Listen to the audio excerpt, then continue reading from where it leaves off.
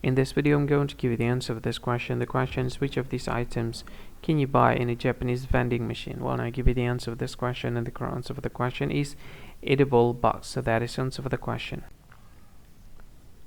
Hi, thank you so much for watching this video. If you find this video is very useful, you can help this channel to grow by subscribing this channel. Click this subscribe button and don't forget to like this video. And if you find this video is not really good, or you don't really like this video, or you kind of feel that it's a little bit offensive or something like that, you can click this one, dislike button. You can do that anyway.